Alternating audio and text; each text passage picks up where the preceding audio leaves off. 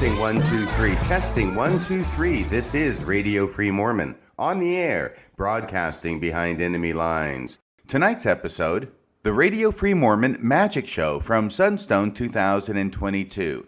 I know it may sound a bit strange at first to listen to the audio of a magic show when a magic show generally depends so much on the sense of sight and being able to see the magic tricks performed. But I have listened to this. I have also spent several hours editing it, and I think it is genuinely entertaining even without being able to see the magic, perhaps more entertaining without being able to see. So I hope you enjoy this audio from the Radio Free Mormon Magic Show. We had a great crowd. You'll hear a lot of laughter, a lot of contribution, a lot of volunteering from the audience. I appreciate them. I appreciate the good people at Sunstone for giving me this opportunity to perform a magic show before a live audience. So here we go. Everybody hold on to your hats and be prepared to be amazed. Play the tape. Welcome, everyone. Thank you for attending the 2022 Sunstone Symposium Session 356 Radio Free Mormon Magic Show. Yeah.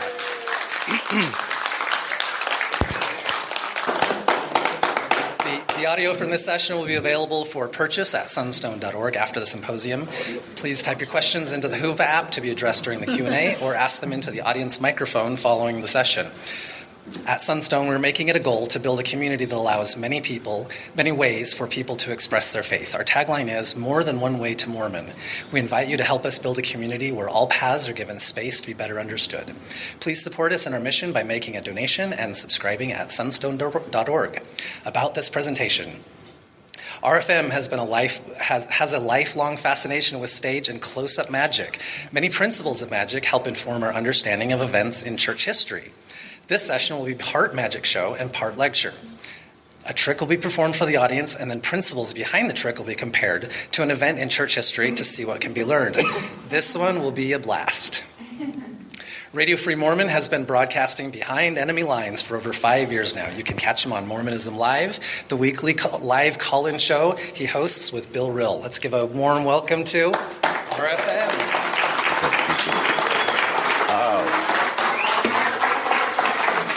Everybody, how are you doing? We're doing everything we can get away with. Oh my gosh. Is everybody here? Does anybody here not like magic? How many people here like magic? Okay, thank you. I'm going to be taking that same poll in an hour and a half. We'll see how many hands we have then. The doors are locked. Here's the problem that I have among many. The problem they have among many is first this, is that we're going to be talking about magic today. I've been doing magic for a long time, since 1969, actually. We'll talk about the first magic trick I learned today. But the problem is that I'm also going to have to show you how to do some magic tricks. Okay? Everybody always gets a big smile on their face when you say that. Trust me, I'm only going to show you the crappy tricks, okay? The really good tricks, there's no way I'm telling. But that's another thing, isn't it? There is no such thing as a crappy trick. There are only crappy magicians, which you'll be seeing today. So almost any trick can be good or bad depending upon who performs it and how. So really, I'll be showing you some great magic tricks today.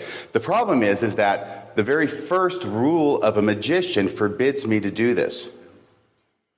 What is the first rule of a magician? You never tell your secrets. All right? There's one caveat to that. When you're Radio Free Mormon and you're at Sunstone. No, the actual caveat to that is you're talking among other magicians who have likewise taken the same oath. And I thought about this and I thought, okay, I've got a workaround. Well, everybody please rise. Okay? Thank you. I didn't say anything about raising your hand yet. So now would you raise your hand? Okay, any way you want and any hands you want, okay? And just repeat after me. I think of your real name. And no fake names, okay? Your real name. It's got to be your real name. Uh-oh, we got people coming in late. Guido. Raise your hands. Guido, you know what to do. Okay, because we can't have anybody coming in late. By the way, I'm going to put you under oath to something in a second. You don't know what it is, but you're going to have to swear to it anyway. Does anybody have a problem with that? Leave now. Okay. We may or may not ever get to the magic in this hour and a half, but that's okay. Hopefully we'll have fun. Someone still has their hand up. Hello? Okay. So pay attention. Hands up. I think your real name. Think your real name. Swear that I will not reveal any of the magic tricks with its associated gimmicks, sleights, and props. Okay. Rather than do so,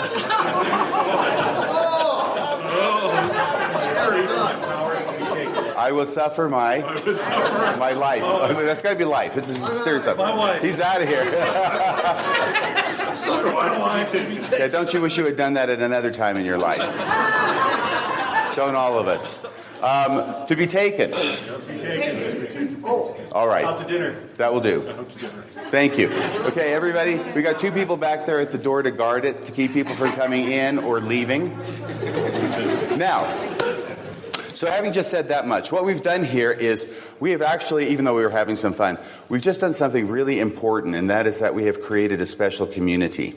It would be better if we didn't have so many seats empty. And I will tell those of you in the back that most of what I'll be doing today is going to be technically close-up magic in a larger venue, so you may want to come closer if you want to see what's going on. I'll try and explain it as much as I can, but there are plenty of seats up here, and I'll also be moving down here when I can. The closer knit the group is, the better. But we're also close-knit. We have become closer-knit, okay, by virtue of the fact that we just took an oath together. And it's a super secret special oath. It's an important oath, all right? It doesn't make any difference how silly it is, all right? And maybe it seems a bit silly. But we've all taken this silly oath together, and that oath binds us because we are the only people on the face of the earth who have taken this oath. There is nobody else like us. And we have made an oath to keep these things that you will see secret. Of course, I'm not going to hunt you down and kill you if you reveal them. Mormons are the only ones who have to say, I could tell you how I do. I could tell you that, but then I'd have to kill myself. Right? That's the nature of the Mormon oath. It's almost like what we used to call Polacks when I was in school back in the 70s. It's like a Polish oath. I could tell you, but then I'd have to kill myself.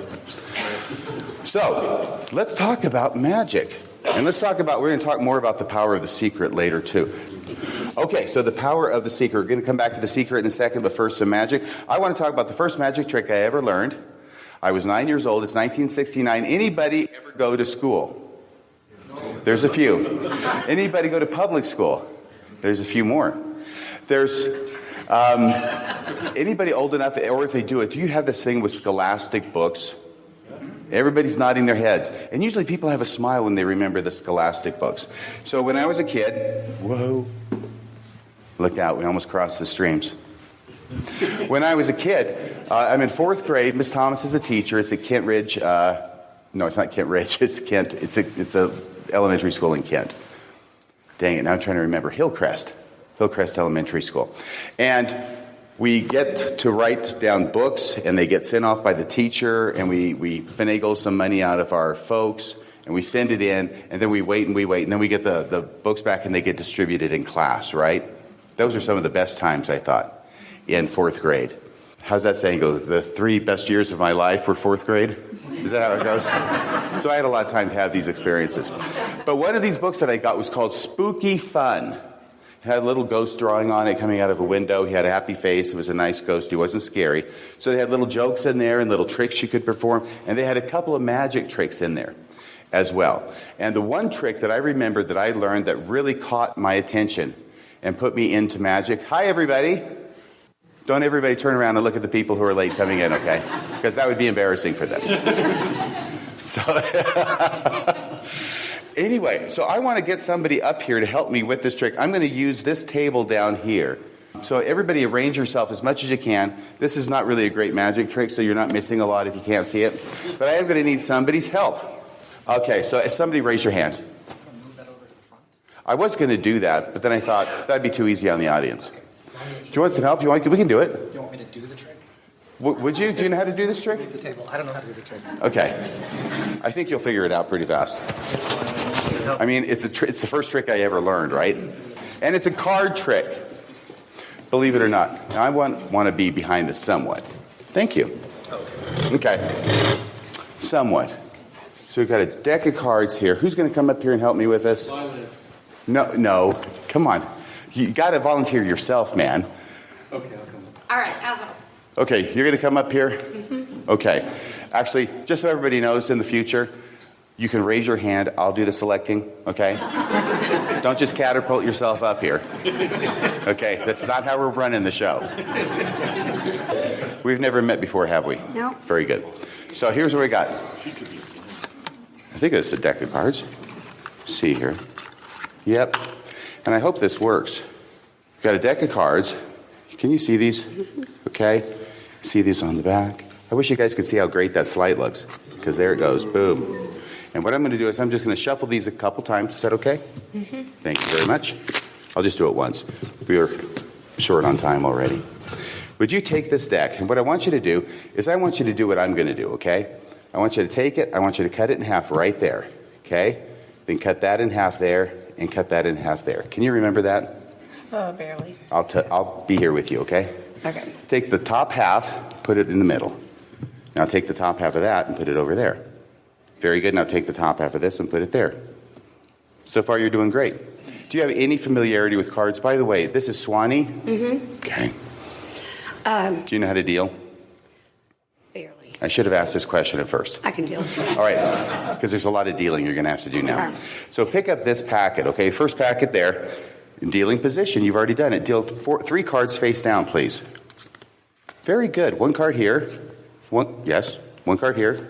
And 1 card there. And put the rest of that packet where it was. Very, very good. Everybody? Now you're going to have to do it again. Okay. I'm not done with you yet. So go ahead and take that pile, please. The whole pile. The whole pile. It's Okay. a quarter of the deck. 3 cards right down there. 1, 2, 3. And 1 card here. 1 card here. And 1 card here. Very good. Now put the rest of that pile there. All right. Can you do the same thing with this third pile? I bet you know how the rest of this goes. 1, 2, 3. Don't go too quick now. You're just a beginner. Okay. 1 over here. 1 here. And 1 there. And then put that back there. Okay. Now finally, the 4th pile. Pick up the 4th pile. Deal 3 cards off right here. 1, 2, 3. Then 1 card here. 1 card here. 1 card here. And the rest of it there. All right, so we've taken the cards. I've shuffled them. You've cut them anywhere you want. You've gone through this crazy, bizarre procedure, right? Here's the amazing thing. Can you just say some spooky music as you wave your fingers over the cards and go, ooh? I think Swanee needs a little help. Can everybody help her with this? Ooh. Thank you. This is a good audience. I think they like you. All right. You. It's transferable, believe me. So here we go. With that music, with that strange spooky sound, something very strange happened. Do you know that there's jacks, queens, and kings in a deck of cards? Okay, so the queens. How many queens are there in a deck? Do you know? 4. There are 4. Very good. Anybody know the suits? Let's spade diamond and You'd be surprised how much more difficulty a Mormon audience has with this. diamonds, clubs, spades. Heart spades. And hearts. You're doing great. Anyway, I haven't touched. Okay, so with that music, guess what happened? In each of those, the queens rose to the top. The 4 queens on each of the 4 packets. Wouldn't that be amazing if that were true? It would. No, you go ahead. Take the top card over here on this left pile. Would you turn it up and let the audience see it? Everybody cross their fingers because I'm really hoping this works. Really hope. Did it work? Okay, can you put it down? Face up. You can put a face up there. That's fine. Next one. Okay, next pile. We're moving this show right along. Did it work? I don't know. Yeah. Oh, good.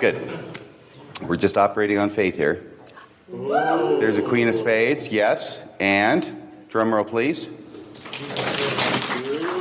There's a real drum roll there. I'm guessing the queen of clubs. Fantastic. Thank you so much. You did so great, Swanee. That was really, really good. I tell you what, as long as we've got this set to go, can I do something else I wasn't planning on doing? Mm-hmm. Okay. Here, we've got these queens. So here's what I want to do. Would you just take those queens and put them together? Okay. And just turn them over. Just make sure there's only 4 cards and they're all queens. Okay? Are we good? Can I see them? Thank you very much. Right. 4 cards, all queens. We just got to do it for everybody, all right? Okay, so there's two colors in a regular deck of cards. Anybody know what they are? Red. Right, and there's two red of everything, and there's two black of everything, including queens, right? Okay, we'll take the first card. Queen of Hearts, that's a red queen. All you have to do is remember the red. Get your hand over here. I'm going to put the Queen of Hearts there. Put your hand right over the whole thing. We've only got 3 other cards left. The reason I make that clear, 3 queens here, 1 under her hand, is because when I'm done, frequently people say, I think you had more cards than 4. And actually I don't. That's why I counted 3 here, 1 over there for the 4 queens. Next queen, Queen of Diamonds, other red queen. This is going perfectly. I'm going to put that with your Queen of Hearts. Can you lift up just a second so I can sneak it in there? No, I'm not doing anything sneaky, am I? Ha ha ha ha. That's what they always say. Oh, so I've got the 2 black queens here. You got the 2 red queens here. Now I have your 2 red queens, and you have my 2 black queens. Swanee, could you turn up the 2 black queens of mine that you have now? Thank you very much. Thank you so much. You're great. Thank you. Okay, so I snuck that other one in there. The first one was the first card trick I ever learned. The second one was not the second card trick I ever learned. That was much further down the pike. But it kind of naturally flows from there. So let's talk about this thing about secrets. And then I'm going to talk to you about my dad and the card tricks that he showed me, because he got me started on this as well. In Mormonism and in real life, what is it that makes magic so almost universally appealing? There are some people who don't like it, but there's some people who don't like puppies, right? But most people kind of like magic. And I'm guessing you're among them. Well, I've been trying to think about this. And what is it that makes people like magic? I've been doing it for over 50 years now. Oh, my gosh. And I think a lot of it has to do with the secret. And without understanding what it is about secrets that are so attractive to people, I think we can all kind of understand that they are. Just by our personal experience, right? Yes. What is it that we want when we know that there's a secret out there? We want to know the secret, don't we? Yeah. Even when we say we don't want to know the secret, it's usually because we really want to know it, and we're hoping that if we just play, I don't care, that you'll find out. So, I'm going to show you a couple of secrets. I'll show you the secret of that one, okay? Remember, you're under oath. Everybody who came in late, you're under oath too. All right. By the way, I mean the first one, not the second trick. Who liked the first trick best? Who liked the second trick best? That's about even.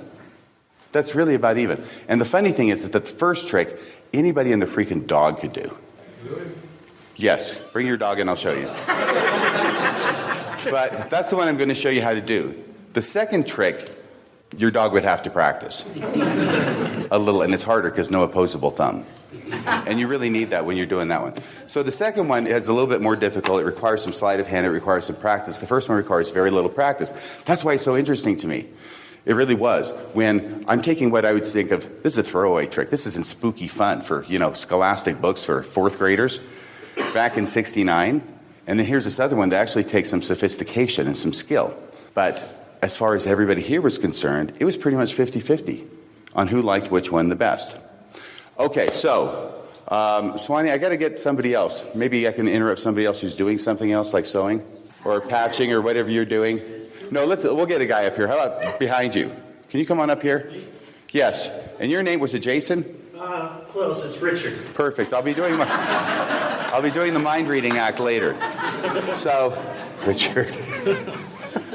Is there a Jason here? Okay. Is there anybody here who knows a Jason? Okay, very good. Already I'm starting to do a Minless routine. Can you tell me? And do you know there's people who actually fall for that? I was actually already going. You see? Because I was already getting to the point where everybody had forgotten I totally botched your name up. And then we're going to move on with the real Jasons out there. I don't even know your name, though. Yes, there's a reason for that. Okay, so here's those 4 queens, right? Those 4 pesky queens? Yes. This is just a regular deck of cards, by the way. Generally, you should never believe a magician, but you can believe that. And usually you should not believe a magician, especially when he says you can believe a magician. But this time you really can. Okay, so this is just a regular deck of cards. All you have to do is have 4 queens, right, and they come with the deck. Okay. Okay, take the 4 queens, place them on the top. And you're done. Okay. Now, the hard part about this trick is not the setup or the trick. The hard part is remembering the whole procedure that the spectator is supposed to do. And the hard part is making sure they do it correctly and they don't screw it up, because the audience is going to blame you. If the trick doesn't work, they're going to blame you, not the dumb spectator. Not that you're dumb. You're a wonderful man. All right, so here's what it is. Okay. So you've got this top. The whole thing is this. You've got a top deck, and you're going to cut this 4 times. We're actually going to cut it into 4 piles, okay? Now, when you're going slow, you see where the queens are, right? You keep it along on top. They're on the top, and they're over here. Nothing else matters, all right?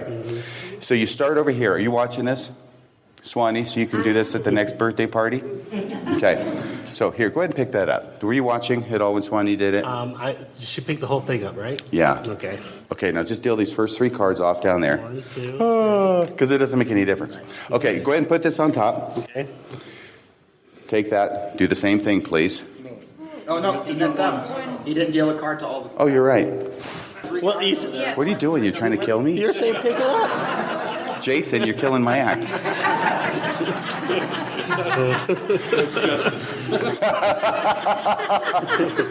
I'm going to forget my own name by the time this is over. Okay, did you do it yet? No, he's supposed to do it. We're not going to be done with this trick by the Okay. time. Am I supposed to pick these up? Yes, and put 1, 2, 3. Oh, okay. 1, 2, 3. Okay. So now the queens are under that. The queens are under 1 card. Yeah, 1 card. Right. Yep. Please put that back down. All right. Do the same thing with the second pack, I pick this up. And Yes. Still 3, right? please. Which makes no difference whatsoever, except to confuse people. I know. And now 1, 2, 3. So now we got 2 on top. Don't of we, the though? queens. Yeah. Now put that back where that is. All right. And now these. All right. Third deck, you're doing great. 1, 2, 3. And then 1, 2, 3. 1, 2, 3. Yes. 2. Sometimes no. Oh, sorry. That's okay. 1, 2. You actually have to pay some attention to this. Last pile. Oh, yeah. Okay, this is the last time Sorry, we're working I'm trying to together. listen, and I'm not very good multitasker. Okay, what have we done so far? Put 1 card on the... I'm a bad magician. I'm also a bad Mormon. No. You're not a bad man. You're just a bad wizard. So here's the deal. The deal is this. All I care about is that there's 3 effing cards on top of my queens over here. Okay. Get another one on there. All right. Thank you. I can put this wherever Put I that want. there. You can do it, Jake.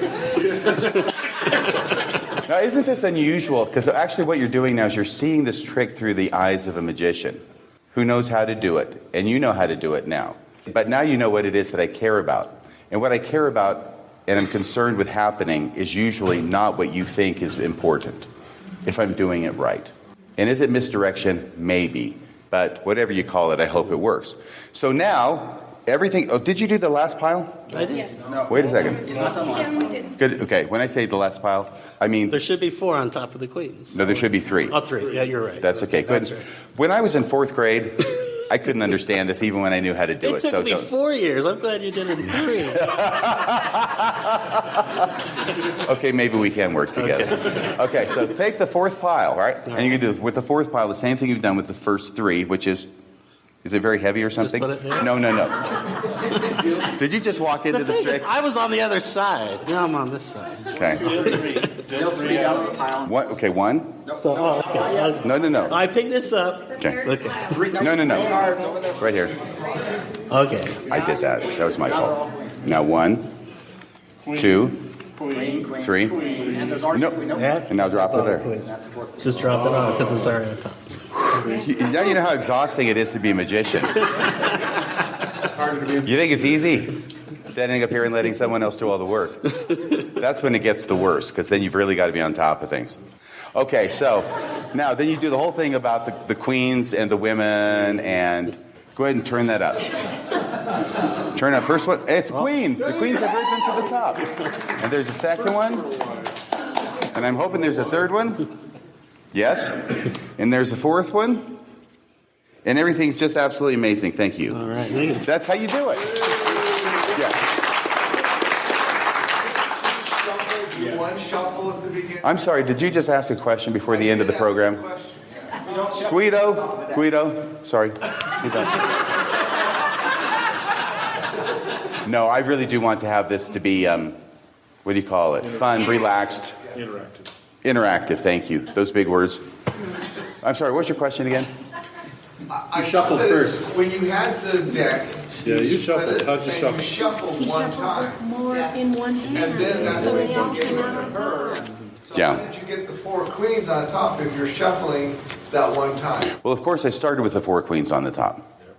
But if I just bring out the deck and do the 4 queens trick, only a 4th grader is going to fall for it. And not all of them. So you start with the 4 queens on the top, right? Right. Excuse me, there's the 4. So all I do is I just make it clear that they're all different, right? And they are, until you get to the top 4 cards. Right. But you don't show. Okay. Okay? How do you cut it and shuffle it now? Just like this.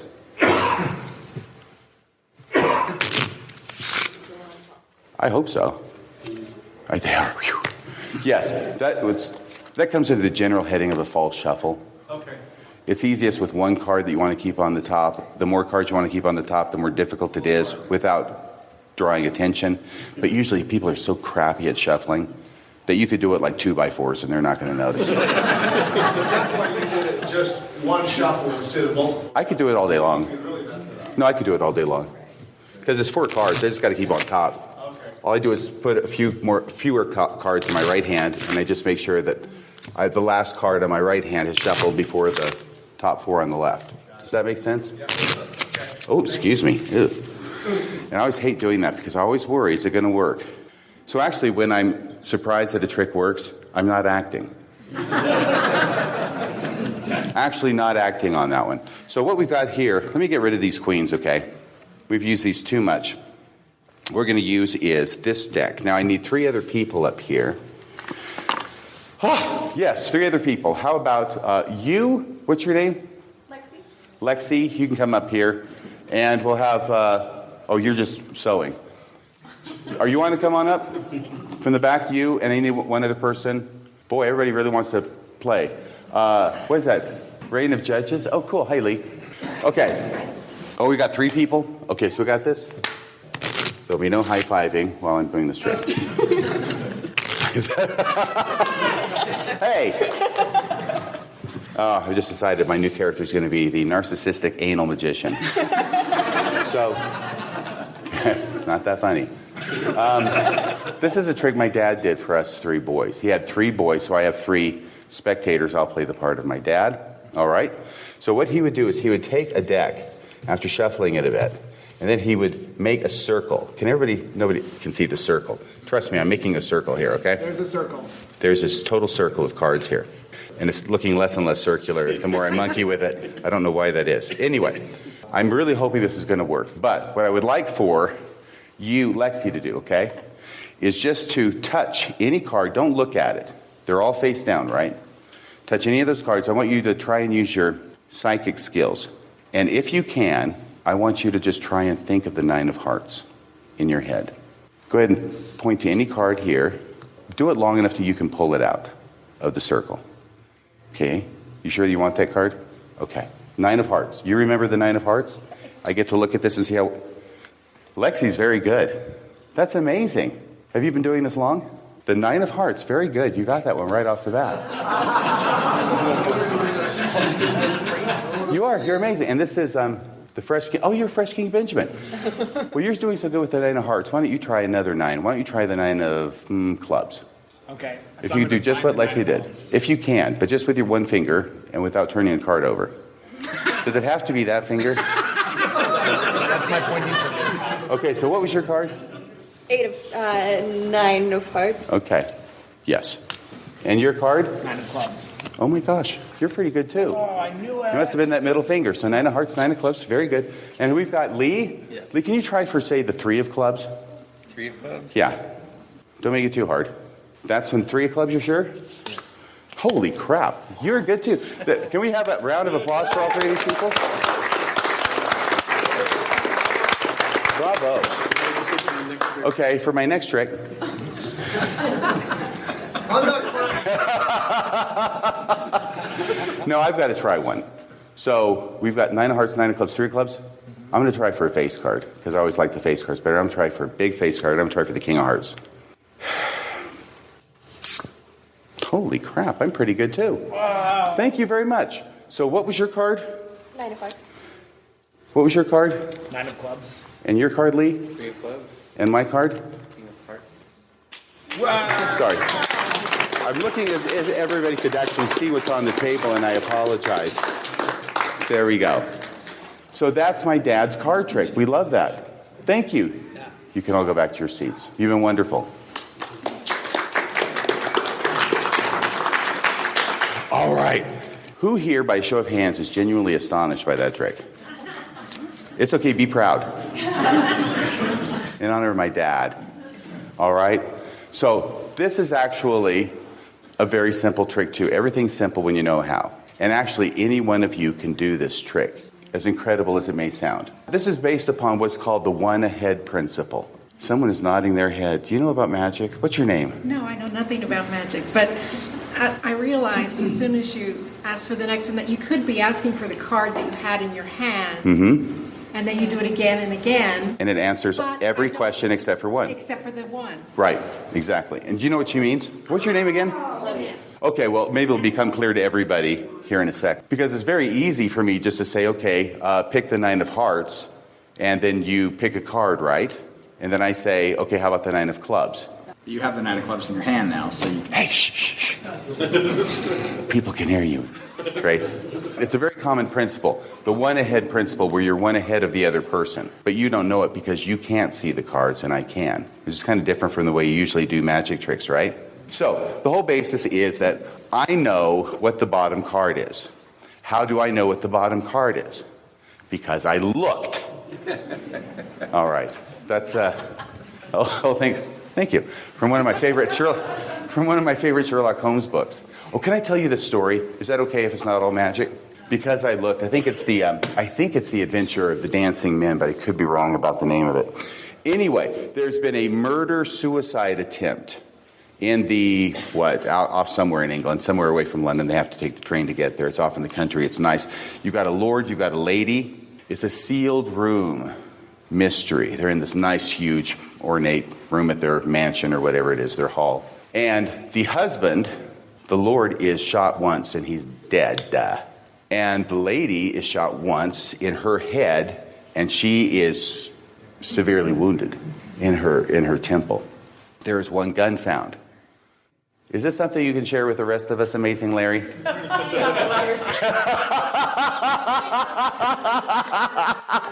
Oh, I've wanted to use that line my whole life. I'm sorry. Go ahead. What was it? Let's see. What were you talking about back here? Just adding to what you're saying. Okay. It's creating it. This is the live chat over here. There's the live chat. Okay, so it's a sealed room mystery because the room is locked, all right? They had to break open the door when the servants heard all the commotion and the boom boom. So they got one handgun. It is loaded except for 2 bullets that are missing. And the constabulary, the local guy who's on the scene, has got it all figured out as anybody could because it's obvious what happened. What's obvious that happened is that the wife shot her husband, found out he'd been doing something she really didn't like, shot her husband to kill him, which she succeeded in, then turned the gun on herself to kill herself, which she did not succeed in. So Sherlock Holmes shows up. He comes from London. Watson's with him. He does his thing around this locked room, right? And the Bobby, constabulary guy, he's standing there. And the constabulary is explaining exactly how it was done and how he figured it out. And then Sherlock Holmes says, so what do you make of that bullet hole over there underneath the windowsill? It's on the interior of the room. How does that fit into your theory? Because there's a 3rd bullet involved. And the Bobby's eyes go wide and he says, Great Scott, how on earth did you find that? You know what Sherlock Holmes said? Because I looked for it. When we think we have the answers, we tend to stop looking. So, just an idea there. Anyway, that's all right, because I looked for it. So where the heck was I in this whole magic thing? We haven't got to the point where how you got the 4th card. What 4th card? One-ahead principle. Oh, yes. Thank you. The one-ahead principle. Very good. I knew where I was. Just a testing. Testing you as an audience. Yes, the one-ahead principle is that because I looked for it. I looked for it on the bottom of the deck where I expected to find it. And that's where it is. It's a glimpse, okay? It's a glimpse to the bottom of the deck. It's very easy to find out what card is on the bottom. So you have to keep track of where the bottom of the card was. Yes, and it usually is on the bottom. In the circle. Right where I left In it. the circle. Right where I left it. Yes, 7 of clubs in this case, all right? So 7 of clubs. It is so easy to see what the bottom card is. So easy. I could practically go like that in front of you, and nobody would really think that much of it. Except for you. You'd get it every time. So you know it's 7 of clubs, right? So it goes in a circle, and all you do is you keep track of where the bottom card is, right? And usually I just sort of put it out there, and then I immediately look away from it and I go, God, I hope I don't forget where it is. Or that they don't pick it. No, if they pick it, it's glory. It's an effing miracle, baby. And that is actually why I do an extra thing, which I'll mention here in a second. Because there are other people in the class besides just you and me.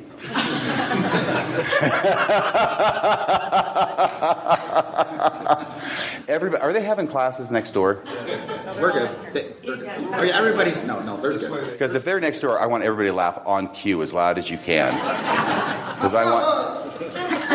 Okay, that wasn't the cue. But it's good to know you're all warmed up.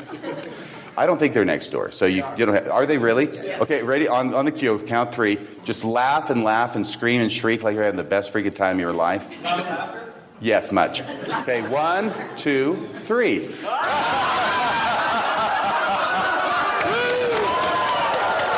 amazing. Yes. Standing ovation. Thank you. Thank you so much, everybody. Okay, and I'm looking back and I can still remember it. But I think it was a 7 of clubs. That's the other thing. This is why magic is dangerous as you get older. Because there's really a lot of things you're supposed to be remembering. They're not really difficult, but sometimes you can forget. So this should be the 7 of clubs there, right? Okay. 7 of clubs? Okay. So we've got that. So somebody comes up here, they pick any card, whatever. They show it to me, right? They can't look at it because it's not the 7 of clubs. Oh, it's the 8 of clubs. I don't like when they're that close together, but what are you going to do? That's what they picked. So 7 of clubs, you did a great job. 8 of clubs. Okay, so 8 of clubs is next. Once you pick this person picked the 7 of clubs. Lie. Everything I've been telling you since you came in is a lie. Do you understand that? Do you understand what a great hobby magic is for a person who ends up becoming a lawyer? A lawyer? No, it's absolutely amazing. You look somebody in the eye, you tell them a bald-faced lie, and they go, oh, okay. That's what magic is about. That's the thrill. You just lie your ass off. So here's the 8 of clubs, which is really the 7 of clubs. Now, sometimes it's confusing when I show you what's going on. You know what I mean? Because I just told you to pick the 7 of clubs. This person picked a card, gave it over to me, and it's the 7 of clubs. But it's the 8 of clubs. I'm going to make a different one because I don't like that one. 4 of hearts is better. Okay, so 7 of clubs, 4 of hearts. Now I go, oh, wow, you're really good. You picked the 7 of clubs. How about you? Can you give me the 4 of hearts? Oh, he got me the 4 of hearts. That's very nice. You're very good, too. So what's the third person going to pick? Would you pick the King of Hearts? Yes. Okay. So he's going to give me the King of Hearts. This is amazing. It's the Ace of Hearts. Okay. So now I'm going to say, okay, now it's my turn. I'm going to pick one card, and I'm going to pick the Ace of Hearts. Okay? Boom, right there. I got my Ace of Hearts, and I'm ready to go because I've got all 4 cards that were named. And I always tell them, you will notice this something, okay? There are so many things you learn from magic, from things going wrong, because if you do this long enough, it's going to go wrong in just about every conceivable way it can. And then you're going to learn that when you do it, you want to do it in such a way that that doesn't happen again. So if you notice when I'm asking everybody up here, all 3 people who are up here, remember the name of your card. You have to remember the name of your effing card, because there's nothing worse than getting to the end of a card trick and having a person forget the name of their effing card. And I've had it happen. Sometimes it's been me, as you can tell. And I have to cover for it. But there's nothing to recover from if the person themselves forgets the name of their card. I want to try one other thing here. And let me just see if I can use... Trace, can you just come up here really quick? Okay. Now, you want to cut these cards? You can if you want. Sure. No, forget it. We're going slow. Okay, okay. Okay, would you just go ahead and pick a card? Hurry up, pick a card. Anyone you want. Go ahead, pick it out. Memorize it. Okay. Can you show it to the audience, too? I've got no fancy mirrors back here so I can see what it is. I'm just counting on the person on the front row in semaphore. We're good? Yes? Go ahead, you just put it back in there. I don't even want to touch it. Take the cards. I don't even want to touch the cards anymore. I'm tired of life. Okay. Go ahead and shuffle them up. Do you remember your card? Yes. See? Right there. I almost waited too long. Keep shuffling. You're doing good. You sure you remember your card? Yes. Okay. Do you remember his card? All right. Go ahead and keep shuffling. Okay. There's only one person in here who does not know what his card is, and that's me, because there's no way I could know his card, and I just love lying to people. So, because that's what I'm doing, of course. Don't forget that your card was a 10 of diamonds. How did he do that? So where's the plant? That's magic. There is no plant, and it doesn't get any more pure. Is it because the way you made it, I picked the last card? No, but you can stop shuffling now. The trick's over. Thank you. That one I'm not showing. Okay. Sorry. Oh, okay. Yes. Anybody ever seen this? It's called what's it called? Randy, I need some help. Air shuffle. Air shuffle. Air shuffle, except it's not supposed to shuffle. If it's an air shuffle, I'm actually doing it wrong. And I did a lot of air shuffles before, the 52 card pickup thing. Can I just tell you what a miserable existence it is to be a child magician? You learn how to clean the floor, though. Oh my gosh, it's terrible. It's a hermetic existence. I have no friends. I blame it on the magic. I am secluded, learning, studying, practicing, a lot of times in the bathroom for ungodly hours, and I swear I'm practicing magic just in front of the mirror. It's magic, all right. Magic moment. I have to say I object, Your Honor.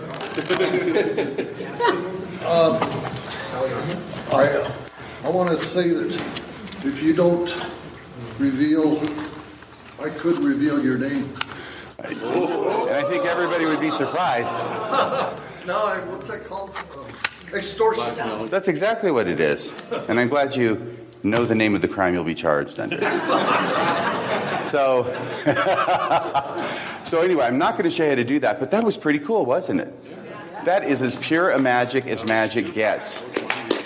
Shuffle the cards, you pick a card. You had a completely free choice, didn't you? Did you want to look at the cards? No, I didn't. Okay.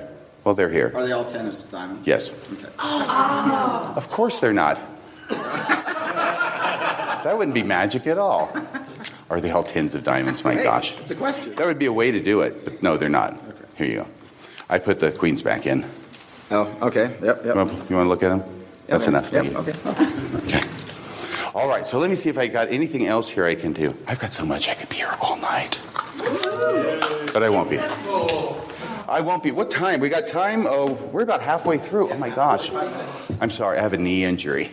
I was practicing too much magic in the bathroom.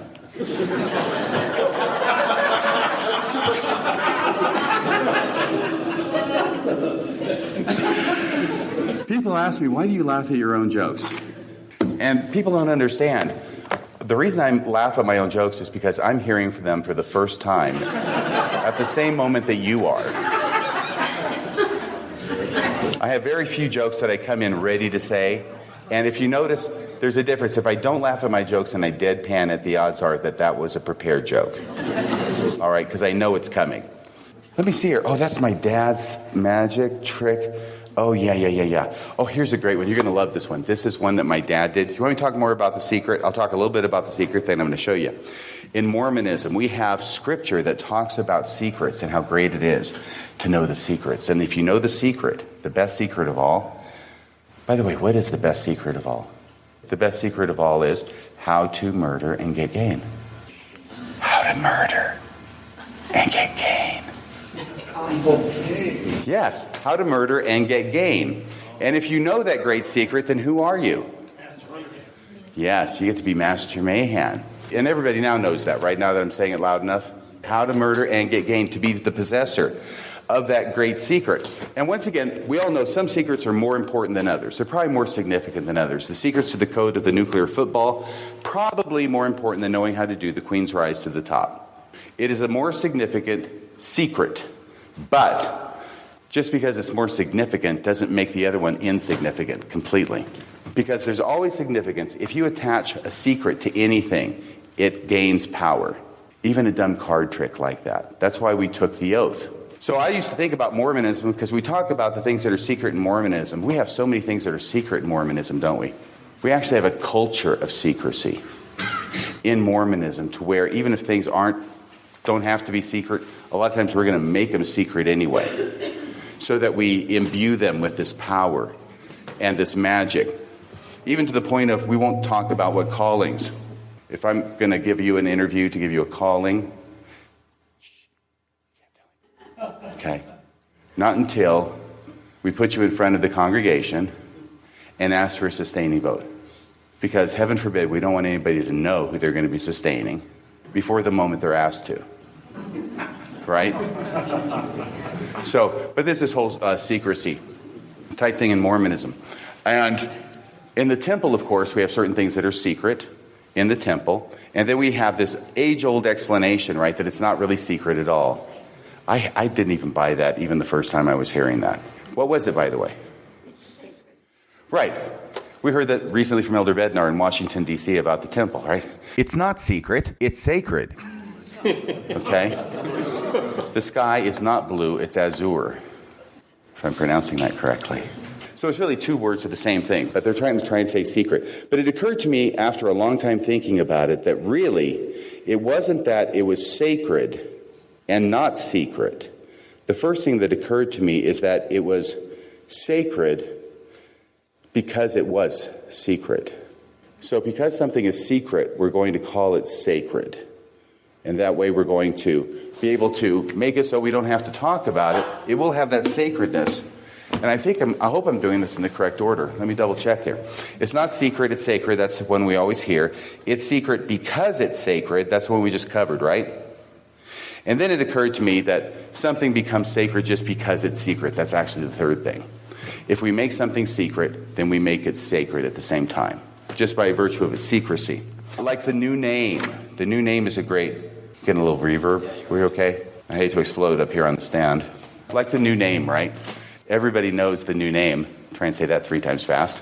Everybody knows the new name is secret. You're not supposed to reveal it anywhere except at a certain place in the temple. And so I don't know about you, but I thought this was a big freaking deal. I had my new name. I knew this was sacred.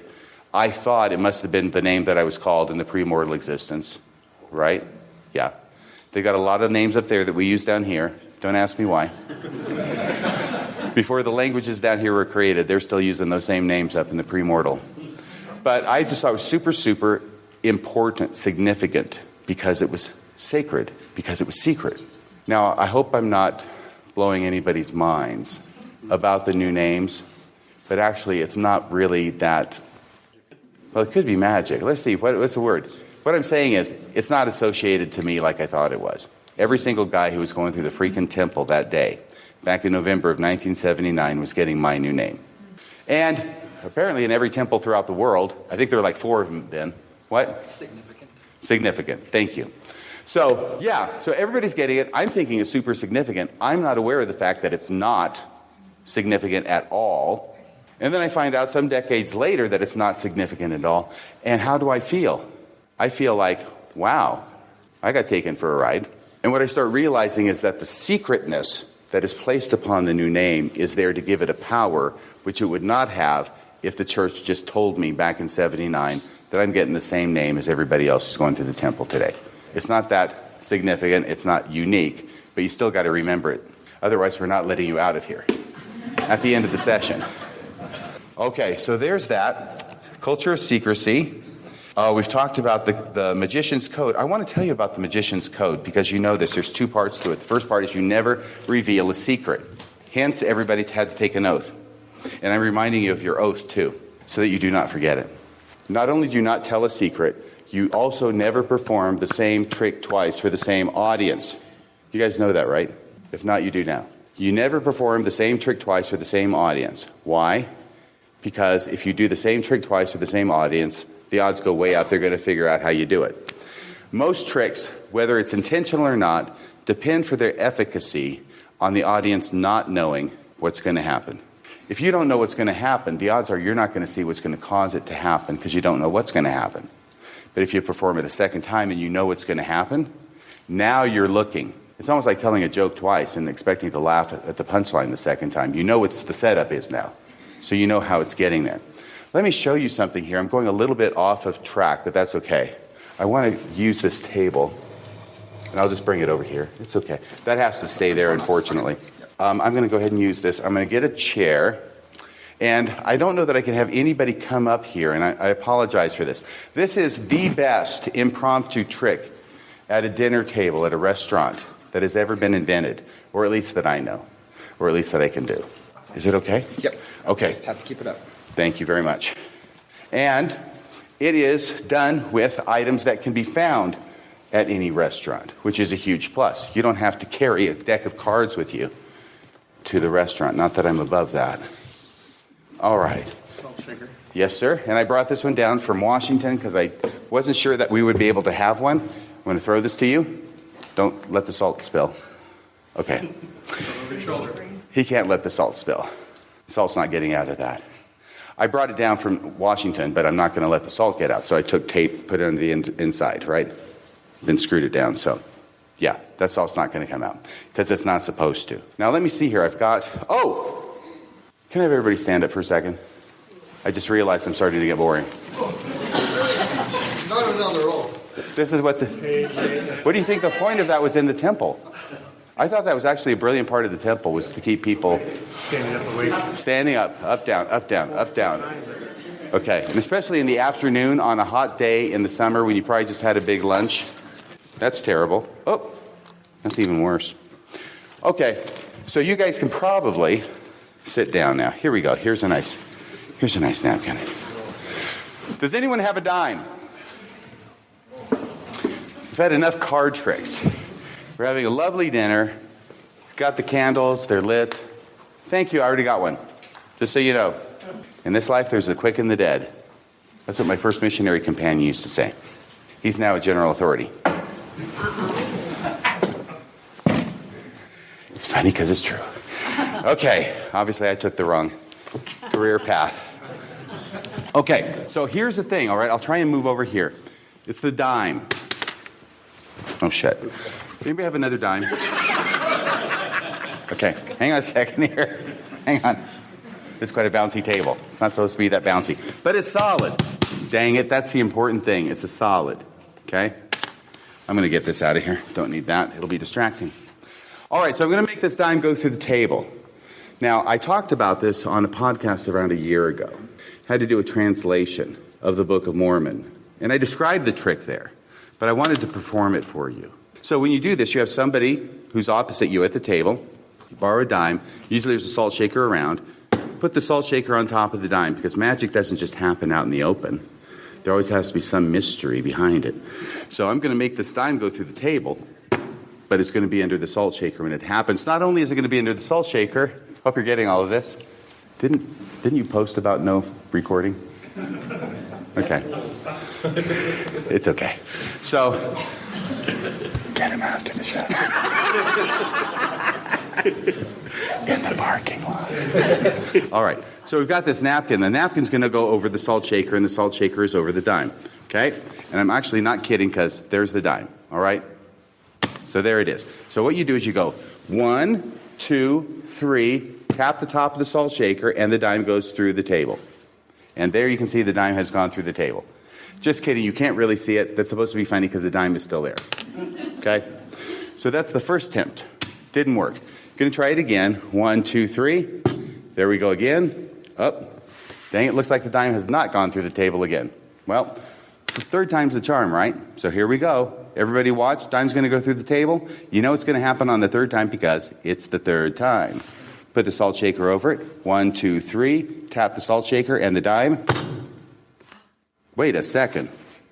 Oh, well, that was the problem. The dime wasn't supposed to go through the table. It was the salt shaker. Thank you very much. If you could have seen it. If you could have seen it from back there, like you could see it from up here, Renee. Yeah, you'd be amazed too. So that is No, let me tell you, when people gasp at a magic trick, that's like the best. So thank you. If it's a good gasp, anyway. Hang on a second. Let me just check something. Okay, I just want to make sure it was a magic trick. All right. Don't want to injure your knee again. Because you never know. I will tell you. No, I won't tell you that true story about my fly being open in gospel doctrine class. Although it's a true story and it's a pretty funny story. But we've got more work to do here. I've got, how much time do I have? I've got like half an hour? Are you? Half an hour. 15 minutes, and then we get questions. This is Radio Free Mormon with the surprise look on his face. Okay, thank you. Well, let me tell you about this because this is really, really important. And it was significant to me. I've been doing magic since I was 9. Didn't join the Mormon church until I was 18. And, you know, there's a lot of stuff that goes on at the same time, but never thinking about it together. And recently I started thinking about that magic stuff in Mormonism. And I started thinking, you know, it is possible that some of the psychological principles that I've learned in magic might have some application in Mormonism. And the thing about the translation process is that the way it finally has been revealed by the church after having kept it in the church safe for a long, long time about how he did the translation is that he puts a rock in a hat. This is what everybody who was with him knew he was doing. They were okay with this. They understood that this could be part of the legitimate process of translating, is putting a rock in a hat. So he puts the rock in the hat, and everybody now, today, now that it's more out in the open about how he actually translated and we sort of understand it, the focus is always on the rock. It's always on the rock. And what the heck is with that rock? And is this some kind of symbiotic relationship that Joseph Smith has with this rock, that it works for him maybe and not for other people? But there's something magical about this rock, at least vis-a-vis Joseph Smith. The hat is something he just puts the rock in order to what? Make it dark. Dim the light? Yeah, dim the light so he can see what's glowing in that magic light that's emitting from the rock. We can tell how much the focus is on the rock from the fact that Elder Uchtdorf, quite properly, focuses on the rock in explaining that it's like an iPhone. The rock is like an iPhone. I can look at my iPhone and I can see things on it. Why couldn't Joseph Smith look at his rock and see things on it? The answer is because it's a rock. But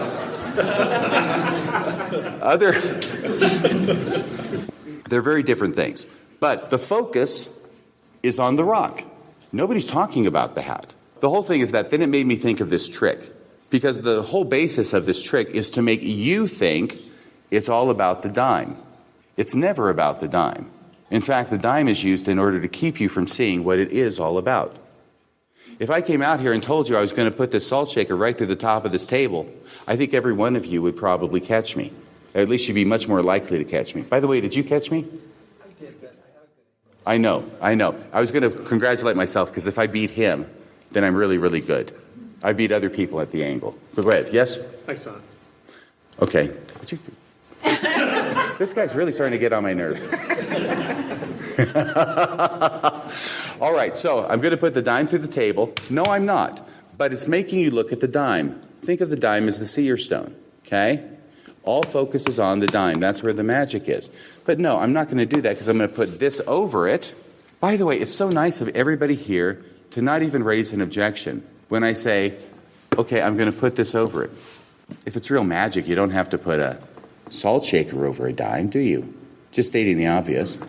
And now we're going to make it worse. We're going to put the napkin over the salt shaker. Okay? Now, the thing that's cool about it is nobody's going to object, number one, because I'm in charge. Can I say one other thing? One of the wonderful things about magic is you start learning you can say absolute rubbish to people, and they will believe you if you just say it convincingly enough. Like this is really what's going on. This is what, hey, how you doing? Great.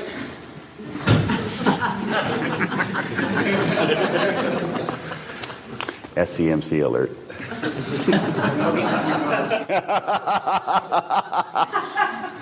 So from the SCMC. that's what I'm thinking. I don't know if they're going to show us their credentials, though. So what we have here is we've got a situation where it's not about the dime, it's about the salt shaker. I've got the salt shaker, I've got the napkin. The napkin is key because the wonderful thing about a napkin is you do it like this to hold on to it. It's hard for me to do this, mainly because I think my wrist is broken. I wish I were kidding. But The napkin can be held with a salt shaker like so, right? Here's the coin. All focus is on the coin because it's not working. Of course it's not working. I'm doing it 3 times on purpose, right? So that the second time it doesn't work. First time I go like this, oh my gosh, it didn't work. Wow, we'll do it again. 1, 2, 3, boom. Doesn't work again, right? Sit back, and what happens? That one was really clear. That one shouldn't be that clear. It's probably because I'm doing it twice. You put this over, okay? Here's the amazing thing. If you relax that, that's what happens. And you don't have to relax it a lot. And the great thing about the napkin is it holds the same shape as the salt shaker because you've been doing it 3 freaking times, right? And you hold on to it nice and tight. So you do that, then you just sit back, look at that thing, and say, man, I'm having a tough time with that. Now, did anybody see what I just did? Redirect. I hope you did, because I just told you what I was going to do. But it's down here, right? It's down here. It made the trip down there when I'm looking at this. Because I just pull this back, relax the pressure, it goes to the lap, come back forward, okay? 1, 2, 3, bam. I'm surprised, you're surprised. Renee gasps. And then, oh my gosh, look at that. The coin did not go through the table. Pick up the salt shakers you're going through, pretend you're pulling it out through the bottom of the table, and there it is. And you let it drop nice and heavy so everybody can see it's solid. Thank you. All right. Let me see, what else can I do? It's a white hat. You got Let me- to tell us that it's a white hat. A white hat. White. Yeah. Yes. Apparently it's a white hat. So either it's going to, there's going to be translucent sides. So you can see, I mean, it's not like it's a Broadway show in there with lights. White rabbits. But you can see, light comes into the hat when you put your face over the hat. Because he had a white top, I said top hat. It's a stovepipe hat. So it's nice, it's tall. You can get your eye far enough away from anything that might be in there if he needs notes or anything to be able to see. But it is not about the stone, I'm convinced. The stone in the hat is not about the stone. The stone is in the hat in order to cover up something else that's going on. Just like a dime through the table. All right. Does anybody else want to talk about anything else about that before I go on? Shoot. We have got so much material. I had no idea I had this much magic. And we've got a video to show. So I want to show this video because you're going to love this video, okay? I'm going to stand up right now because I feel energy decreasing in the room. And I'm not kidding. I feel energy decreasing, so I do things to try and counter that. If everybody wants to stand up, you can. Because we're going to have... I've never seen anybody stand up quite so cheerfully, I think. And even if you don't want to, you really should stand up right now. Because this is going to be very boring. No, this is going to be a video from me doing a magic show back in Austin, Texas, New Year's Eve, 1988. And this is me doing a trick. Oh. How many of you ever had any of those finger choppers when you were a kid? We've got, one hand, we've got 2. Yeah. The finger chopper. No, not the Chinese trap, the finger trap. We can do this trick right now. You want to pull my finger? Okay. We won't do that trick. Okay, you can go ahead and sit down if you want, or you can stay standing. This thing is this. Oh my gosh, I've got so many good things to get to. Everybody having a good time anyway? Oh, yeah. Okay, good. Good, because this is toward the end of Sunstone, and I can't imagine, if you're like me, you're tired of learning shit. So it's...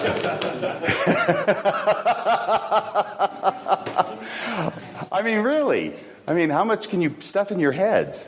It's time to come in and just have some fun. That's what I think. So anyway, this is the finger chopper I was talking about. Because I knew exactly what you were talking about, that Chinese finger trap, which is a different thing entirely. Were you talking about this? Okay, so basically, you get a finger chopper, you put your finger in there. It's a little kid's trick. As I think you can tell from the fact that that's as far as my finger goes into the... And this is cheap-o, crap-o stuff. In fact, it doesn't even have a blade anymore. It's so cheapo and crapo. When I was a kid, they made these things out of metal, and they were dangerous. They were. Because these are plastic. Even the blade is plastic. You can't do anything with a finger chopper with a plastic blade. It actually broke the first time I was trying to use it. And I said, it got lost, the blade did. It was gray, and it was a piece of plastic, and that's all it was. But why I say that is because when I was a kid, they were made of metal, they were made of wood, and that thing was sharp. And what you did with it was you took it and you would go through a piece of what was it, carrot or celery. The actual ad said, put a cigarette in there. Isn't it funny that they actually did that? They're selling these to like 10-year-old kids. Put a cigarette in here. Put a cigarette in that thing and then throw it. Just cuts that damn thing right in two. And cigarettes don't work either. I stole my mom, so I know. Okay. Cigarettes are not notoriously crisp. Not even Chesterfields. But that's what you were supposed to do. But the thing that I remember about it is I'm 12. There's this other little kid who's probably 10. Because when you're 12, a little kid is much closer to your age than it is now. But this other little kid, 10, and I remember showing him how it cut right through the carrot. And then you do the same thing with a finger. That's the whole idea. There's a little move that you do, and the blade shifts in such a way that once you do that and you pull it up, then you hit it down as hard as you can, and it goes right through your finger, and it actually there's a hole down here. You can actually go through the finger and cut whatever's sticking out through here. Okay? It's an amazing trick if it doesn't break on you. But I remember having that little kid, and I pulled it up, and I didn't do the move.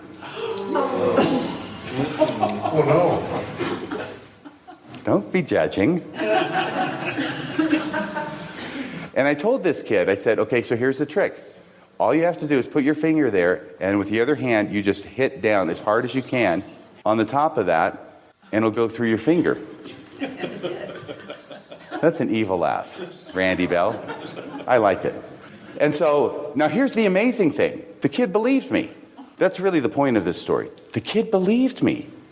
What power you have when you say absolute bullshit to people that nobody in their effing right mind would believe. Here's a guillotine. Why don't you use it on your finger?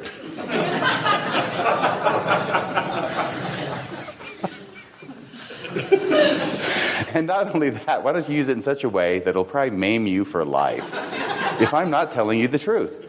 Okay, where do I sign up? So he puts his finger in there, and I said, now you got to hit it as hard as you can. You can't hold back, okay? Because if you hold back, it's not going to work.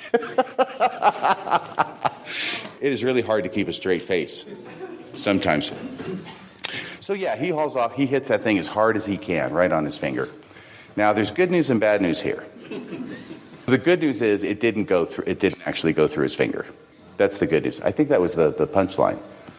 But anyway, that's the good news. It didn't actually go through his finger, but he was dancing around a lot for the rest of the day. But the idea is you can actually have people do the most ridiculous things, the most self-harmful things. Just tell them it's magic and God will protect them. I didn't even have God involved. It was just me. Just hit this as hard as you can. You'll be fine. So he did. So what I did was, though, I had an arm chopper now because I'm getting bigger. So I got an arm chopper for a stage show. It actually works on a different principle. But this principle has to do with the idea that a chopper is going to go right through a person's arm. Not just the finger, but through the arm. And you actually, this is the stage show back in Austin, Texas at the Stake Center, New Year's Eve, 1988. And I have this arranged somewhat with a gal who's coming out of the audience. She is the wife of the stake president. So it better work, right?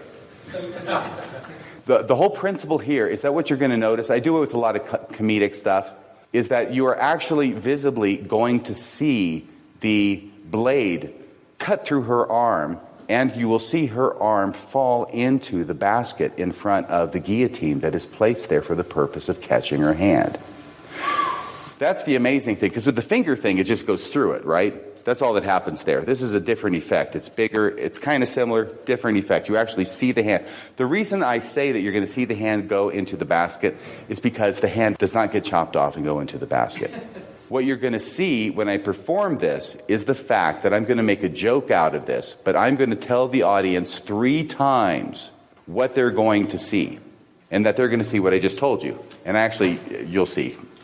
The sound is horrible, but I'll try and point it out to you. So that when that blade comes down and that hand comes down very suddenly into the basket, if I do not tell you as an audience what you're going to see, that you're going to see the hand cut off and fall in the basket, the odds are you're not going to see that. The odds are better that you will actually see what's really happening So can we see if we can play this? I may look a little bit younger. Okay. I'll close it so nobody can see it. Thank you, because I've got my... Plan 10. Let's see how this works. Got 15 minutes? Okay. Okay, because I got to cram in another trick at the end there. Okay. Oh, and he's going to have to speak because we have the audio muted. Is it muted? Yes. Completely? Okay, so that's me finishing up that part of the trick. I'm up there on the stage saying I'm going to need a volunteer from the audience. Once again, I'm lying. I mean, I do need a volunteer, but I know who it's going to be. Oh, wait a second. How about you? How about you, Sister Townsend, who happens to be married to the state president? Oh, wait a second. Is she right there? I hope this is in the right spot. There she is. Nope, she's not a ham at all. Sister Townsend, you are so funny. So there's an assistant that I had. I was married to that assistant for about 7 years. Nothing. You guys must be really into this. Okay, so she's doing all this stuff. Oh, that's the arm chopper right there. See, you take any magic trick, you make it look kind of Chinese. You do the Chinese paint, it immediately makes it look more mysterious. Oh, so there's the blade. Am I going to do something with it? I don't know. Am I banging the blade? Oh, yeah, because it's solid. That thing is solid. And so what is that in there? It's probably a piece of, like, French bread. There we go. Boom. It works. So everybody is now really tense because they see this thing works and it can cut things off. Man, I really wish we had the audio on here because I can't tell you how funny this was. So anyway, there it is. Once again, yes, you can hit it too. Smack. Cut it out. This really is funny stuff. I can't read my lips, though. So talking about how brave she is. She's wonderful. She's going to be fantastic. Okay, so come on. This is one of those tricks you just keep milking and milking. I mean, you pay a lot for this kind of trick. You got to get some mileage out of it. Oh, yeah, there she is. And I'm telling them what they're going to see. I'm telling the audience what they're going to see. They're going to see her hand cut off and fall into the basket that's placed there for that purpose. I think that's what I'm saying. It's hard to tell right now. It's been a while. Yeah, this is scintillating. Okay. I'm just going to shuffle some cards here while this goes on. And I do want to get to another trick, which is very, very important. It looks like it's for saying your arm is attached, isn't it, when you first started? I bet that's what I was saying. Thank you. Okay. Whew. No wonder this didn't get renewed. Oh, yeah. Okay. So go ahead, put it in there. Got all this stuff. Yep, it's a real hand. That's a funny line. Okay, everybody watch, because this is what you're going to see. You're going to see your hand, cut off, fall right into this basket, prepared for that purpose. Okay, so this is the comedy part, right? This is the comedy bit, where I say, okay, I'm going to cut your hand off on the count of 1, of 3, and everybody here will visibly see it fall into the basket as it's cut off. And they go 1, 2, and they go, wait a second, and everybody goes, ugh. Lots of gasps. And laughter is had by all. Oh, wait a second. Oh, see, even she's tense. Yes. 3 is, yes, 1 is too few, 4 is too many, 3 is the number of the count, something like that. All right, now this is going to be it. Now I've primed the audience to see this freaking hand get cut off and fall into that freaking basket. So guess what they're going to see? 1, 2, and there it goes. Boom chakalaka. But fortunately, I brought some Elmer's glue. You seem to be a very good sport about this. Got a little bit of fun here. Looks like Bill Murray there.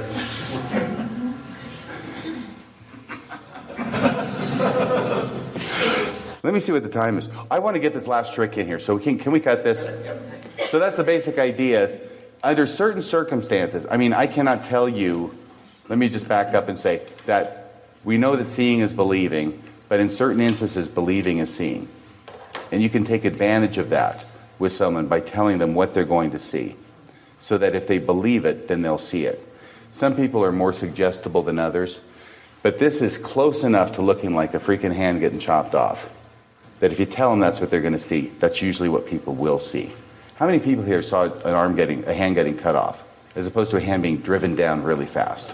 So I've got to do this last thing because, I got a pot for it and everything. You can leave that right here. Everybody, do I have 10 minutes? Yes. Okay, this is the best one ever. Pot and pan. pad of paper. I've got to have something to write with. And I'll put this back here. So, how many here listened to my story that I told about the magic trick I did on my mission with Elder Green? Did anybody see that? Anybody listen? A few people did? Yep. Okay, so let's get somebody here sort of from the middle. Anybody raise your hand, want to come up here and play the part of Elder Green back there? Very good. How are you doing? Good, how are you? Let's give him a big hand, everybody. Okay, so this is what happens with Elder Green. He was my companion, and I've been out for over a year.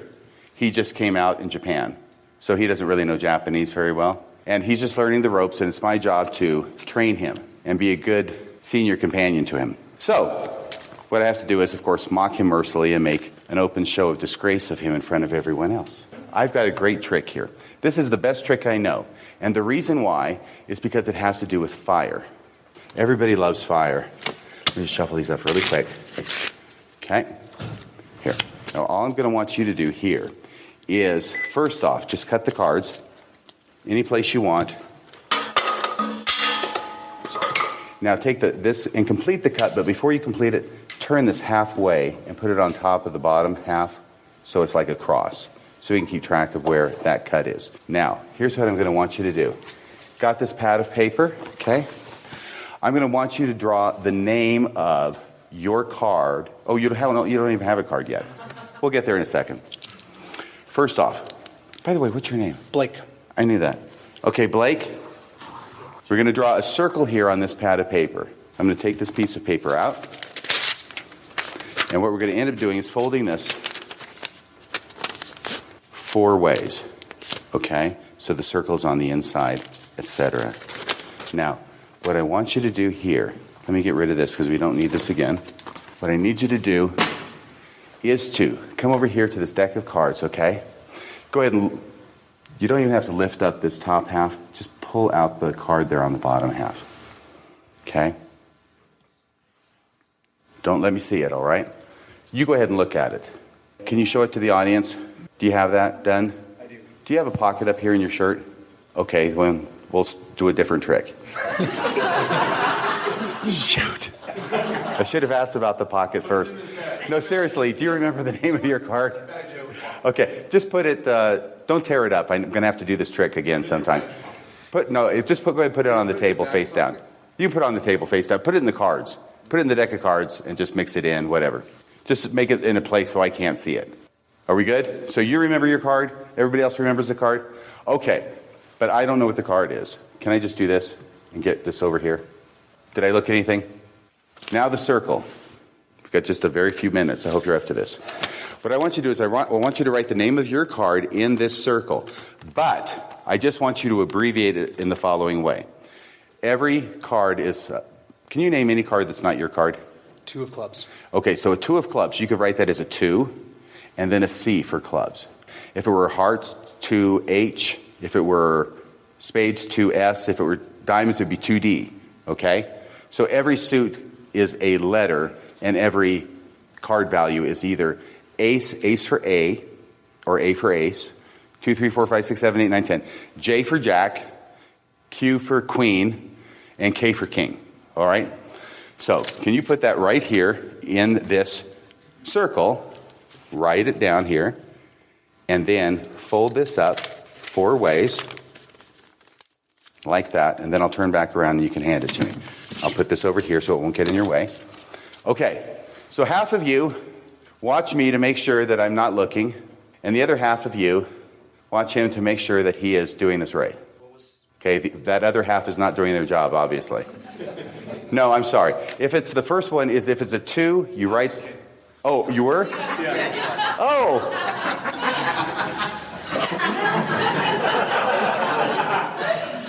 Okay, so you've got it in the circle now? I've got it in the circle now. And it's both a 2 or whatever it is, and then the suit, a C, a D, a H, or an S? Okay. Does everybody confirm that that's correct? Yes. Okay, so go ahead and fold it into 4. All right. So I can't see it, right, if I turn around? Okay, good. So what I'm going to have to do here is I'm actually going to remember to take this off. Sorry about this. But this whole jacket has to come off now. So what we're going to do at this point, got a pot. Okay. Would you take that and put it in there? Actually, here's what I want you to do. You ever lit anything on fire? Yep. Recently? Can I click Oh, thank the you. tie? Thank you so much. Yes. I mean recently. Yeah. Okay. You stepped right on my line. All right, and then I'm going to want you to light that and then just put it in there so it can burn completely without, setting anything on fire. Absolutely. We cleared it with the supervisor. Oh. Okay, so can I watch this from over here? I don't have my glasses on. I swear I can't see what's on that. Oh, isn't this great? Can you hold it up so everybody can see the flambe?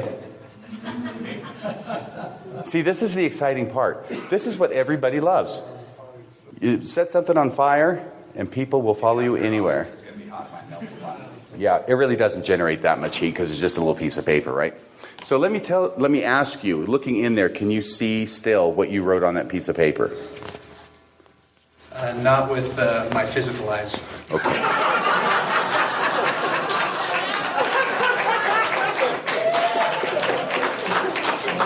That's a good one. That's a good one. So if you can just stand a little bit over there. So Elder Green, you're Elder Green. I'm the first companion he's just new out there. We've got two other companions. And the deal is this. Is that I do this whole trick in the kitchen. And I tell you, you've never seen a wall covered with mold like in a missionary's apartment kitchen in Japan. But that has nothing really to do with this. However, missionaries wear white shirts. This isn't white, but this makes this especially difficult because then I showed everybody the ashes, okay? So you can see the ashes of this piece of paper. Got that? And then I mentioned that even though it's burned, and like you said, we cannot see what he wrote upon that paper with our physical eyes anymore. Yet, we must all acknowledge that it still exists there in chemical form. Does that make sense? Yeah, it actually kind of makes sense, doesn't it? They're buying it. Okay, because Elder Green bought it too. I think so did everybody else. But here's the deal. So here's the idea, okay? Is there anybody here who works for the American Expo? No. Perfect. Okay, you need to stop recording at this point. So what we're going to do is we're going to take these. Ow! Just kidding. I'm going to take these ashes here. In my hand, I'm going to... Shoot, can you take off my pants? No, I mean my watch.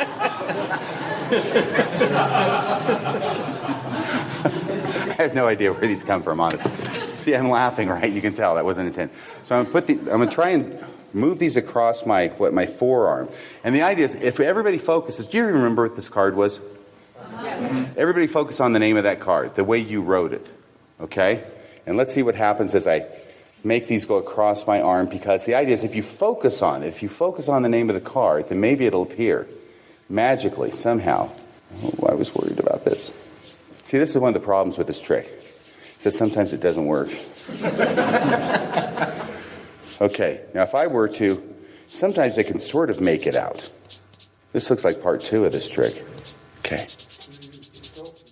The right arm. This is hard to see from here.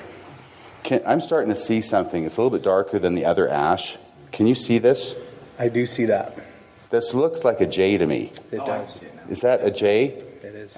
There's something over here, but this is harder to see. And I don't see squiggly lines like I would for a C or an S. I see stronger strokes, straighter strokes. What I'm seeing, and it's not super clear. Thanks a lot, everybody. See, isn't it wonderful when a magic trick doesn't work and you can blame the audience? We didn't have enough faith. You see, the name of this card will appear in the ashes on my arm, according to your faith, and in God's due time. I can't, okay, I see a J definitely, and I think I see the H. Was it the Jack of Hearts? It was. It was the Jack of Hearts. Thank you. Thank you, everybody. Thank you. There it is, absolutely. Okay, so it actually worked even better in Japan. So I'm going to have to close up here, but I got to tell you the rest of the story in case you haven't heard it. Because the other two missionaries, I'm the district leader, which is a big name for the guy who has to pay the bills in the apartment. That was me. And there's another missionary set, and then there's Elder Green, who's my companion. And I'm just going to start trying to see if I can clean this up a bit while I'm talking. Because, oh, thank you. Or a wipe. So what happens, and this is important just for the moral of this story. Okay, thank you, everybody. I'm still going to need some water, definitely. So, the other guys, it's a magic trick, it's fun, it's happy, everything's done. But the whole next day, I'm riding around on my bicycle, and Elder Green's on his bicycle. He is pestering me the whole freaking day about this trick. Because I did it the way I did with you, which is this isn't a trick, even though we know it is. It's an experiment. And if you concentrate on the name of the card enough, then maybe it will come out in the ashes. He believed that. I took advantage of his belief. And so by the time we got home, I've been telling him all day that if he does the same thing that I did, then sure, the name of the card's going to show up on his arm. And he believed it. So he's really excited because he thinks this is magic. I'm a horrible person. And he comes home, he does, thank you so much. Thank you. Comes home, he does the whole thing. He really believes it. And, he's getting everything ready to go. And I look in on the other two missionaries and I say, hey guys, come here, you got to see this. So they come running in. They're all excited. He goes through the entire trick, just the way I've done it. And he's got his white shirt on. He starts doing this thing with the ashes. It's going everywhere. It's on the counter, it's on the floor, it's on his shirt. Then he realizes it's not showing up. Boy, we almost had that happen. That was very close, let me tell you. And he's doing more and more and more, and it's going everywhere, and it's all over him. And finally, I can't keep it in any longer. And I just bust up laughing as I'm standing there in the kitchen watching this poor missionary actually think he can perform magic. And all he's doing is making this huge mess and getting it all over his white shirt. And as soon as I start laughing, the other two missionaries start laughing too. And the look on Elder Green's face was one of disappointment to chagrin to surprise to anger. At least I think he was angry when he told me to eat rocks. He told me that a lot. But the only reason I bring that up is because, and we will finish. Gosh, I can't believe I have so much material. It's an hour and a half, and we're already done. Next year's part 2. Absolutely. But the thing is that what this reminds me of in retrospect is Joseph Smith and Oliver Cowdery. And Oliver Cowdery wanting to translate. Because if Oliver Cowdery wants to translate, you got to say, yeah, sure, of course you can do it. But then, when you can't, what do you say? First you have to work it out in your mind. What you don't want to do in that situation if you're Joseph Smith is bust up laughing. When Oliver tries to translate but can't. If you do everything else without laughing at him, then you can keep him believing. I guess it just didn't work. I don't know, the planets are not in the right alignment. Any kind of bullshit excuse people will believe for something magical not working. Kind of like you did when it didn't work for me. By the way, do you want to know how to do that? You want to know how to do that great trick that didn't work? Well, yes. Of course, you got to know the card in advance. What do you think, this is magic? Because we're sworn to secrecy anyways. You force the card. It's called a force in magic. When you make someone pick something, you force them to pick it. Of course, they don't know that they're forced to pick it. There's a lot of different ways of forcing cards. That's a really good one. But I knew it was the Jack of Hearts. So what you have to do for this trick is in advance, you go into the bathroom and you practice your magic for a couple of hours. No, I'm sorry. We really got to go. And you get a piece of soap and you wet the end of it and you draw the name of that on your forearm in wet soap. From a bar of soap usually works best. And then it will evaporate. The water evaporates, but the soap stays there in that configuration. And guess what happens with soap on an arm when you put ashes against it? It's supposed to do better than this. I should have done a dry run through on that. But yeah, it sticks, and so it magically appears. So there you go. Everybody, thank you so much. You've been so wonderful. I've had a great time.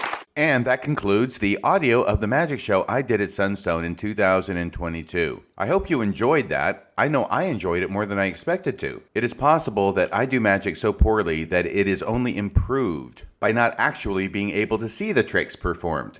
That's about all for tonight. Until next time, this is Radio Free Mormon, signing off the air.